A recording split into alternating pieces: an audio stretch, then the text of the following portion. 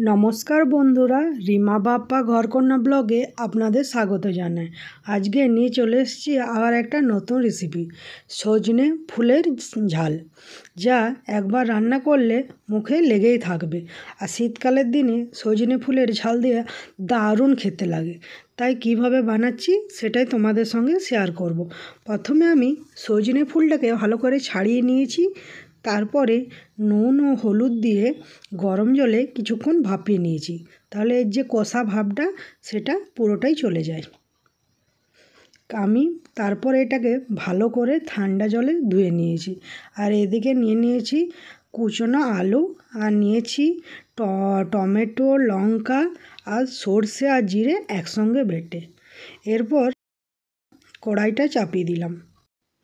এরপর দিয়ে দিলাম সর্ষের তেল। আর কিন্তু আমি ফোড়নে কিছু দিচ্ছি না, একবারে তেলটা গরম হয়ে যাওয়ার পর দিয়ে দিলাম আলু কুচোগুলো। এরপর এগুলোকে ভালো করে ভেজে দিয়ে দেবো সজনে ফুলটা। এই দুটোকে আমি একসঙ্গে ভালো করে অনেকক্ষণ ভাজবো। এটা কম আঁচে ভালো করে ভাজতে হবে।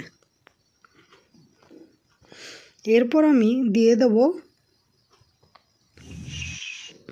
টমেটো, কয়েক টুকরো টমেটো দিয়ে দিলাম। এটাকেও এবার ভালো করে আমি নাড়তে থাকবো। এটা অনেকক্ষণ কষিয়ে কষিয়ে রান্নাটা করতে হবে, তাহলে খেতে অনেকটাই স্বাদ হয়। এরপর দিয়ে দিলাম হলুদ, একে একে সব দেবো আস্তে আস্তে।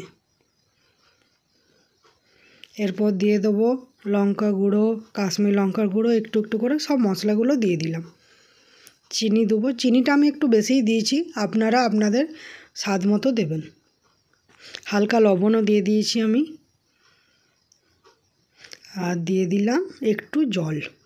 এরপর দিয়ে দিলাম ওই আদা ও সর্ষে বাটাটা। এরপর এটাকে আমি ভালো করে একটু কষাবো।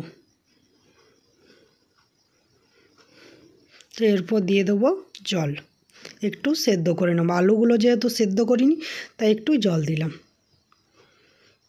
এই যে আমার প্রায় রান্না কমপ্লিট। নামানোর আগে দিয়ে দেবো একটু সর্ষের তেল। সর্ষের তেল কাঁচা দিলে স্বাদটা খুব ভালো হয়।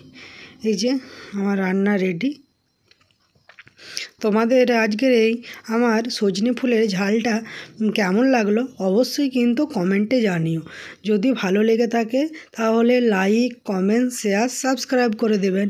নিয়ে আসবো নতুন নতুন আবার ভিডিও। Thank you.